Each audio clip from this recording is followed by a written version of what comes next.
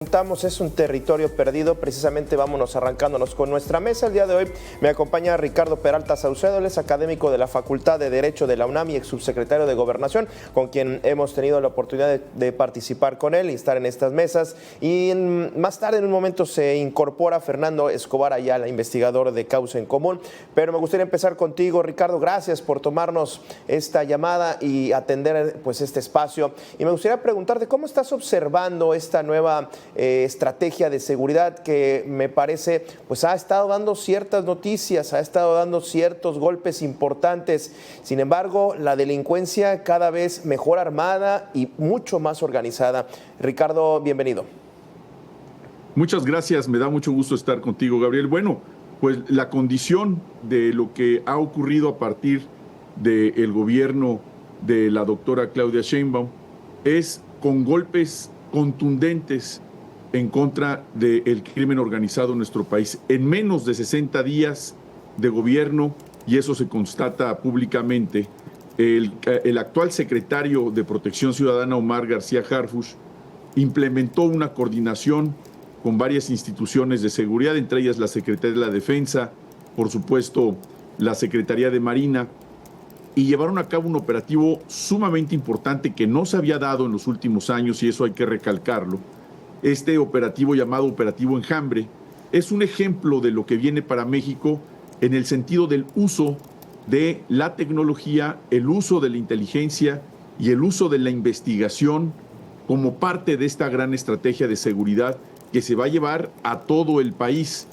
Como resultado de estas actividades también, vimos hace unos cuantos días el aseguramiento histórico de más de 1 tonelada de cápsulas de fentanilo que se pretendían llevar también hacia los Estados Unidos. Y digo histórica porque es una sustancia que, si bien es cierto, se utiliza para la industria farmacéutica, primordialmente para el tema quirúrgico y todo lo que tiene que ver con las anestesias, el uso ilícito de esta sustancia ya está incluido ahora desde la Constitución. Y eso habla de la preocupación del gobierno de México sobre la condición de salud pública, que eso es algo que se tiene que recalcar. La problemática de salud pública es en Estados Unidos. Y esta condición de salud pública hace que México tome estas decisiones. 1, los aseguramientos. 2, la investigación y el uso de la inteligencia, como se está mostrando. Y sin duda también estas modificaciones constitucionales, donde se incrementaron los catálogos de delitos de prisión preventiva oficiosa, y particularmente se señala al fentanilo como una sustancia que está causando un daño tremendo, principalmente entre los jóvenes de los Estados Unidos. Bien, un momento me gustaría ir a esa parte de la prisión preventiva, Ricardo. Le damos la bienvenida a Fernando Escobar Ayala, que se incorpora a este espacio, investigador de Causa en Común. Y bueno, ya que estamos los tres, les pido que sus opiniones duren 1 minuto, 1 minuto 30, para hacer más dinámico este intercambio de ideas, sobre todo pues con esto de la tecnología y el delay que puede haber. Comentábamos, Fernando, puse para empezar como primer saque, en esta nueva administración ha habido varios golpes importantes que parece en el sexenio pasado no se dieron, o por lo menos no se vendieron en términos mediáticos con esta importancia. Ya mencionábamos el tema de Enjambre. Y aquí me gustaría inclusive añadirle, me parece que muchos de la manera en que opera el crimen organizado difícilmente se puede entender si no hay una cooptación de las autoridades, ya sea por fuerza o ya sea por un soborno. Fernando. Sí, a ver, totalmente. De hecho, es un tema que hemos platicado ya en ocasiones anteriores en este espacio, ¿no? Yo coincido totalmente con la afirmación de que el crimen organizado, aquí en México y en cualquier parte del mundo, para que pueda existir como tal, pues depende de toda esta multiplicidad de arreglos informales, que comúnmente conocemos como corrupción, pero que en el ámbito local se manifiestan de múltiples formas, ¿no? Desde cercanía o el uso de la fuerza contra actores muy diversos del ámbito municipal, hasta desde luego pues toda la escalera jerárquica que sabemos que puede llegar, un poco derivado de lo que hemos conocido, que ha trascendido con el caso del general García Luna. Sobre el tema que mencionas de la estrategia, creo que es importante que al menos haya un reconocimiento expreso a partir de este operativo Enjambre que se implementó, de que es importante neutralizar estos mecanismos informales de los que depende el crimen organizado, si se pretende generar algún cambio real en las dinámicas criminales en el ámbito local. Considero que, otra vez, es importante que para que este tipo de operativos se puedan repetir o expandir hacia otras partes del país, hay que apuntar sobre lo que ya sobre lo que se ha insistido mucho en la estrategia, y eso es coordinación en todos los ámbitos de la seguridad y la procuración de justicia, y eso incluye a las policías en todos los ámbitos, la Guardia Nacional, las Fuerzas Armadas, y también, cosa muy importante en el cual se está poniendo mucha insistencia, las fiscalías. Ya. Decías hace un momento, Ricardo, uso de tecnología, investigación e inteligencia. ¿Cómo percibes en esta serie de reformas que se dieron? Uno, al principio, cuando arrancó este gobierno, se hablaba mucho hacia dónde iba la Guardia Nacional, y se hablaba mucho, bueno, si la Secretaría no va a tener la Guardia Nacional, no va a tener cierta operatividad, y bueno, ya hemos visto que no se ha dado así, que realmente sí ha habido bastante, digamos, coordinación hasta el momento. Sin embargo, los hechos violentos se siguen registrando. ¿Cómo no perder la coordinación? Porque cada parte, cada estado de la República tiene sus características, tiene sus situaciones muy específicas. Guerrero, Sinaloa, Zacatecas, nomás por mencionar algunas. Ricardo. Mira, el protocolo del uso de la fuerza que se utilice y que forma parte de la normatividad para todas las Fuerzas Armadas va de la mano también precisamente con este nuevo marco jurídico que le da facultades a la Secretaría de Seguridad y Protección Ciudadana, encabezada por Omar García Harfuch, precisamente modificando incluso las condiciones del artículo 19 constitucional. La importancia de que se estén dando estas reformas en el ámbito constitucional habla de la importancia que le está dando el gobierno y obviamente el poder legislativo para dar participación real a las instituciones de seguridad, que si bien es cierto que lo han venido haciendo en el pasado, no tenían las facultades claras de investigación, que es esta parte que se modificó en el artículo 19 constitucional, y que por ende también se modifica, como ya lo mencionaba, el catálogo de delitos de prisión preventiva oficiosa, que a su vez modifica el Código Nacional de Procedimientos Penales. Mira, los que hemos estado en actividades de gobierno, los que hemos estado en actividades de seguridad y de procuración de justicia también, incluida también la parte relacionada con la academia, pues habla precisamente de la operación in situ. Es decir, no es lo mismo atrás de una computadora, en una opinión escrita, realizar una condición de esta naturaleza que llevarla a cabo a través de las instituciones de gobierno, con todo lo que implica la aplicación de un marco jurídico trascendente como este que ya se hizo y que evidentemente está empezando a dar estos resultados, como ya lo hemos visto en las últimas semanas por parte del gobierno de México. Bien, denme oportunidad de ir a la pausa. Me gustaría dejar, teniendo en cuenta esto que estamos viendo, estos cambios, y regreso contigo también, Fernando. ¿Qué tanto hemos perdido, hablando en temas de magnitudes de territorio, si es que hemos perdido territorio como Estado de Derecho? ¿Qué hemos perdido en este sexenio que acaba de terminar y esta estrategia que pues vemos está haciendo un giro de 180 grados? Me voy a la pausa y regreso con esto. Que en medio de esta discusión que estamos teniendo aquí en A Debate, un tema importante es el fentanilo. Con esta nueva droga, el paradigma del consumo, del trasiego de la droga cambió completamente. Y es que antes se requería una mano de obra para los campos de amapola, pero para el fentanilo solo se requiere un lugar que sirva de laboratorio y poca mano de obra. La gente que antes estaba en los campos de amapola ahora se insertó en la ciudadanía y extorsiona y comete ilícitos. Esto lo dijo Roxana Juárez, especialista en Fuerzas Armadas, en entrevista para Mega Noticias. Por ejemplo, hay un eje que es combatir la corrupción y la impunidad. Solamente fueron 3 acciones, 3 líneas de acción fueron atendidas de 35. Hay otro eje que es combatir la arbitrariedad, el abuso de poder. Bueno, de 44 líneas de acción, 4 fueron atendidas. Entonces, mira, yo sí creo que mientras no se atienda el tema de corrupción y de Estado de Derecho, no va a haber secretario de la Defensa ni secretario de Seguridad Pública que pueda. Por lo menos en 24 estados de la República hay extorsiones, desapariciones, homicidios, violencia. Y es que esto pues realmente ha sido muy complicado de controlar, sobre todo por la falta de estrategias coordinadas para combatir la violencia y sobre todo combatir al crimen organizado. Esto lo aseguró Max Morales, especialista en seguridad, en entrevista también para Mega Noticias. El tema de Sinaloa no está generado ahorita por el pleito entre dos integrantes importantes del cártel. Está generado por la participación, supuestamente, del gobernador en el homicidio de un ex rector y el secuestro de uno de los principales capos. Bueno, ya estamos de vuelta y te retomo, Fernando. Yo preguntaba y sumándole, me parece, teniendo en cuenta esto que acabamos de ver sobre el fentanilo, ¿qué tanto terreno perdimos?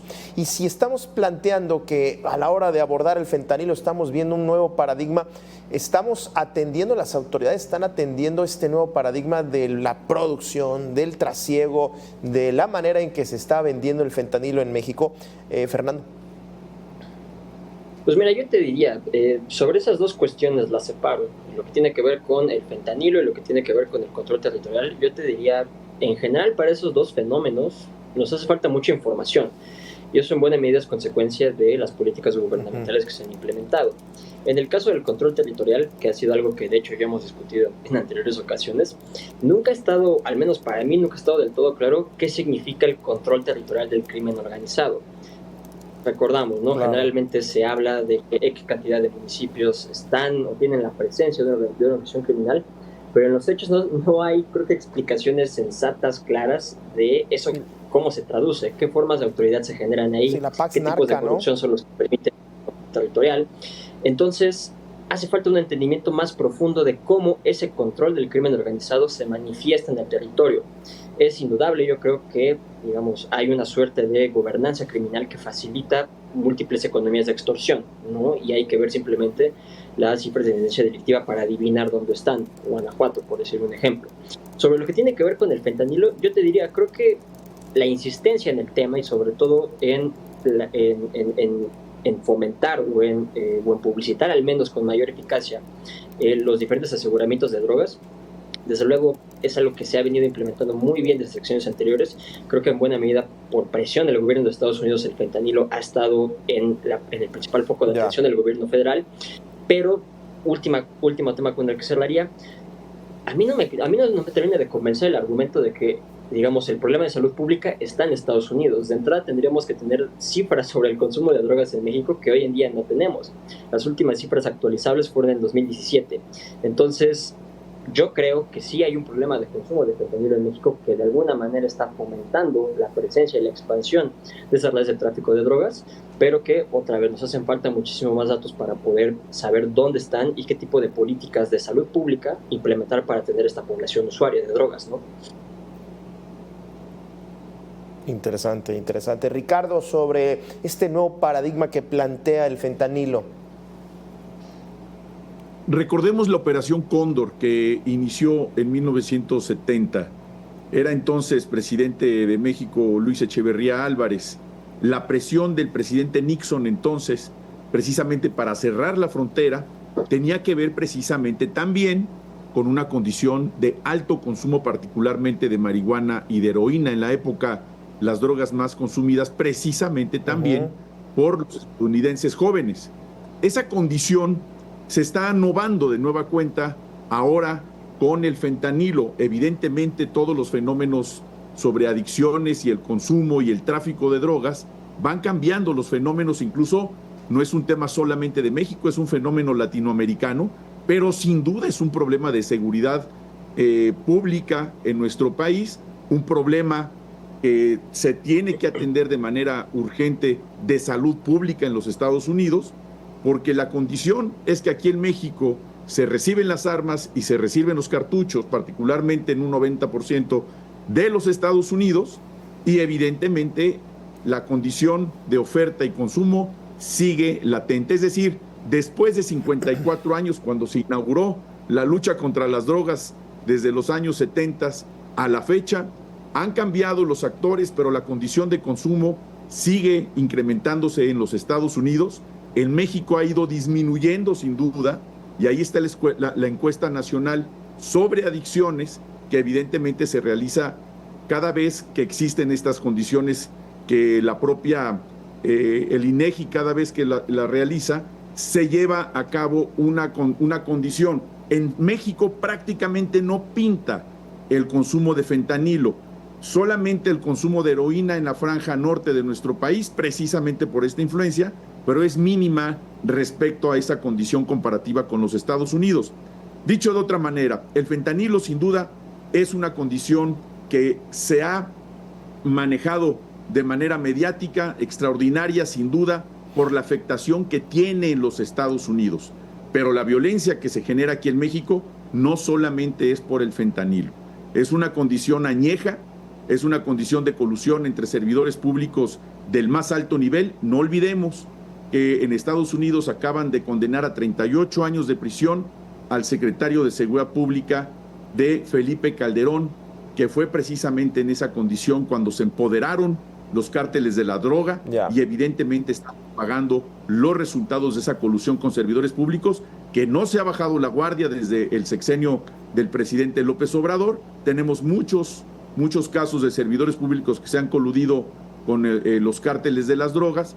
Hoy precisamente en estos operativos que hablábamos del operativo Enjambre, precisamente se está dando un mensaje muy serio y muy claro de que el gobierno de México no va a parar precisamente en contra de aquellos funcionarios corruptos que se han coludido como el crimen organizado, como sucedió en el pasado. Esperemos que sí, Ricardo, esperemos que sí. A mí lo que me preocupa en verdad es que, teniendo en cuenta esta falta de contundencia en la información sobre la encuesta de salud, no nos vaya a explotar este tema del consumo de fentanilo en las caras por quizás no querer hacer esa encuesta o tener el dato preciso, pero efectivamente nos quedamos con esos datos. Ahora, otro punto importante también, hablando de paradigmas, es la manera en que se están armando los crímenes, los grupos del crimen organizado. Hoy leía con interés que nuevamente estamos viendo un supuesto, y lo tengo aquí, un supuesto ataque con drones explosivos, que habría un militar habría muerto y 6 más heridos. Hoy ya sabemos que fueron minas, pero estamos viendo un poder de fuego que pues ahí como que estaba como anecdotario nada más el uso de drones, pero ya estamos viendo cada vez más, son más eficaces estos equipos, tienen más contundencia. Antes eran como, insisto, como de pronto aparecía un equipo así, los vehículos con algunas bombas también. Entonces estamos viendo también que está avanzando esto. ¿Esto a qué se debe, Fernando? La permisidad, el tráfico de las armas, ¿de dónde salen estas bombas? La creatividad del grupo organizado. Fernando. Pues es una mezcla de todos, creo que esos factores que estás mencionando. Bien lo decía Ricardo hace rato, ¿no? Sabemos, las estimaciones hablan de que el 70 y 90% de las armas que se decomisan en México provienen de Estados Unidos. Es decir, hay un problema muy fuerte de tráfico de armas, sobre todo en nuestra frontera norte, que en buena medida pues depende de las ya conocidas laxas regulaciones que existen en Estados Unidos para este tipo de armamento. En el caso mexicano, tú también lo mencionabas, ¿no? Hay ese 30% restante de las armas, del origen de las armas que se decomisan en el país, pues directamente hablan de las deficiencias en la custodia, en los registros, en el seguimiento de las armas en posesión de las Fuerzas Armadas y de los cuerpos de seguridad en el país. Creo que es importante también que en la medida en que se le exige a Estados Unidos que fortalezca sus restricciones para la compra y fortalezca la seguridad fronteriza de su lado para detener el trasiego de drogas hacia México, que también se legisle de mejor manera. Se han impulsado, de hecho, reformas recientes para conferir de mayor atribución a la Sedena para, sobre el control del registro de armas, pero que los esfuerzos también continúen avanzando en la misma medida sobre las instituciones mexicanas. Insisto, este 30% restante de las armas que se decomisan en México provienen necesariamente de las armazones del ejército mexicano, y por tanto tenemos que prestarle mayor atención a ellos, ¿no? Claro, por supuesto. Oigan, déjenme ir a un segundo corte, a una segunda pausa y regresamos aquí a debate. Culiacán, en Sinaloa, cumplirá 100 días en medio de una pugna entre dos organizaciones. Regreso contigo, Ricardo. Tú comentabas sobre el tema del tráfico de armas. Yo pongo sobre la mesa que ahora estamos viendo estos grupos del crimen organizado que utilizan minas, que utilizan artefactos explosivos, drones explosivos. ¿A qué se debe esto que está creciendo, que se está utilizando este tipo de estrategias del crimen organizado para pues, tratar de repeler un encuentro con el ejército mexicano, que pues tienen que reaccionar a este tipo de artefactos explosivos y pues muchas veces estamos viendo que pierde la vida los elementos del ejército? Ricardo. Precisamente cada vez más hemos visto el uso de este tipo de artefactos, pero significativamente ha disminuido el índice de letalidad. ¿A qué me refiero con el índice de letalidad? No puedo dejar de decir que evidentemente policías, militares, marinos han perdido la vida. Sin embargo, en las comparativas, esa letalidad ha venido disminuyendo precisamente por el uso de la inteligencia. Sí. ¿A qué me refiero con ello? Ha habido menos enfrentamientos entre las Fuerzas Armadas y el crimen organizado, porque incluso en las últimas detenciones, priorizando precisamente la actividad de inteligencia e investigación, no ha habido un solo disparo. Han sido operativos que se han venido planificando durante meses y que esta actividad permite que la violencia en este tipo de detenciones sea menor. Sin duda existe esa condición, pero también hay que tomar en consideración una tendencia que también viene desde los Estados Unidos con la intención de intentar señalar a los grupos del crimen organizado como grupos terroristas, cosa que no tiene absolutamente nada que ver con el concepto de terrorismo y con la acción terrorista que se lleva a cabo en algunos países del mundo por una condición ideológica o política. Esa condición la han querido señalar y la han querido enfatizar precisamente para justificar alguna incursión de una fuerza extranjera, cosa que jamás podría llevarse a cabo en nuestro país, porque no solamente se violentaría nuestra soberanía, sino que se debe demostrar, como ya se ha venido haciendo, que nuestro país tiene la capacidad de fuego, no solamente para enfrentar al crimen organizado, sino también para irlo desmantelando desde el punto de vista legal, que están las reformas, como ya lo mencionaba, pero también desde el punto de vista financiero. La estrategia que hoy se está implementando con el liderazgo de Omar García Harfuch, estamos seguros va a dar resultados. Insisto, es un mensaje muy claro, que en menos de 60 días se hayan dado estos golpes contundentes en contra de la delincuencia organizada en nuestro país. Sin embargo, falta mucho por hacer. Estamos hablando, por ejemplo, que aquí en la Ciudad de México se ha incrementado la pena por el delito de extorsión. Es un ejemplo. Pero la gente está precisamente en eso. Claro. Qué bueno que están haciendo operativos importantes, qué bueno que se están dando estos resultados, pero la comisión de delitos el día a día, como la extorsión, como el robo a casa habitación, como el robo a transeúnte, como el robo de vehículo, el asalto a un tarjetaviente, esos siguen vivos y evidentemente se tiene que hacer una actividad muy importante para abatir los delitos del fuero común, que sin duda también son los que los ciudadanos se quejan en nuestro país, y que estoy seguro que también en breve esa incidencia va a bajar a nivel nacional, como ya ocurrió también en la Ciudad de México cuando era secretario de Seguridad Pública, claro, precisamente Omar García Harfuch. Ahora, ya para ir cerrando y irnos a un par de conclusiones, yo siempre trato de tocar este tema con expertos y en este caso no quiero desaprovechar la ocasión. Los municipios, las policías municipales, que en muchas ciudades inclusive aglutinan 3 funciones: policía preventiva, policía de tránsito y seguridad pública, ¿no? Y muchas veces pues no se logran concatenar ni siquiera una de las 3. Hay quien considera que inclusive este tipo de figuras deberían desaparecer. ¿Qué debe de suceder con las policías municipales? ¿Apoyarlas o pues simplemente sustituirlas? Ya para cerrar y irnos con conclusiones, Fernando. Híjole, ese ha sido la principal agenda que aquí en Causa en Común hemos venido estudiando y defendido, ya entre los espacios lo hemos comentado, venimos de un sexenio, hablo del de López Obrador, en el cual las condiciones de trabajo, de violencia que padecen las policías municipales se agravaron muchísimo.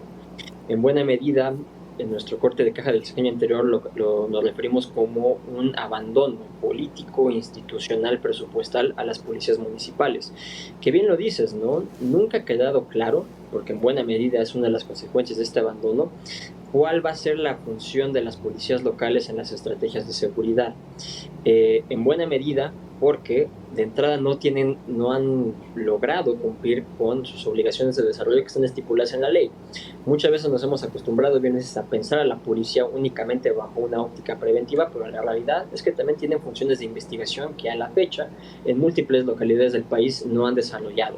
De tal manera que esto dificulta todavía más la coordinación entre las instituciones porque al ser una competencia de las fiscalías y del Ministerio Público, las policías en buena medida se quedan con las manos atadas y sin ninguna posibilidad de incidir en los procesos de procuración de justicia. Creo que esa es otra de las cosas en las cuales yo creo que puedo coincidir con Ricardo, que al inicio de este sexenio, en la semana anterior recientemente, la presidenta ya dio una muestra de querer activar estos mecanismos de coordinación institucional al más alto nivel, a través del Consejo Nacional de Seguridad Pública. Hay un mensaje muy claro de que se busca fortalecer a las policías municipales, vigilar cómo están avanzando en sus procesos de desarrollo, de capacitación, de profesionalización y cómo están ocupando los recursos de la federación. Muy bien. Creo que estas son buenas señales. Ojalá sigan continuando hacia esta dirección y que persista el liderazgo político. Ya. Ricardo, concluye, tienes unos 30 segundos. Sin duda se tiene que fortalecer toda la actividad municipal. Se ha olvidado el tema relacionado con el mando único por sexenios.